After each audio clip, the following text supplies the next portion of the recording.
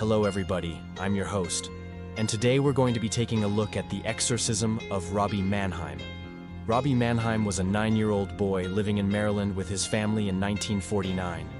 One day, some truly terrifying things started to happen around the house. At first, objects would fly across the room and furniture would move on its own. The family put it down to Robbie's imagination and even blamed his older sister Peggy for playing some sort of sick prank. But then things started to escalate. Doors would slam violently and shatter, mirrors would fall off the walls and break, and Robbie would often wake up with bruises and scratches on his body with no memory of how they got there.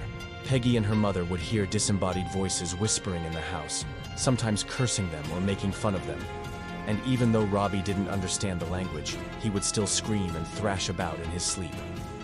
As these events continued to happen more frequently, the family became terrified, and eventually they decided that they needed to get help.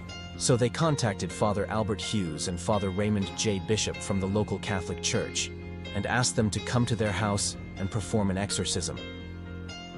It is said that the two priests were very reluctant to do this as they had never performed an exorcism before, and they didn't really believe in it. But after much insistence from the family, they finally agreed. As the priests entered the house, they immediately noticed that the temperature was significantly colder than outside. And they also noticed that the air grew very still, and there was a sudden gust of wind that blew through the house. They chalked it up to being a drafty old house and tried to ignore it. They spoke to Robbie's family, and they learned that all of the activity seemed to center around Robbie. His parents told the priests that ever since Robbie was a baby, he had been very sensitive to things that other people couldn't see or hear, and they believed that this was getting worse as he got older. When the priests spoke to Robbie, he told them that he wasn't doing any of this on purpose, and that he didn't know why these things were happening. He was very scared and confused, and the priests felt sorry for him and wanted to help. Over the next few weeks, the priests visited the family every day and performed various rituals and prayers to try and drive out whatever it was that was haunting Robbie.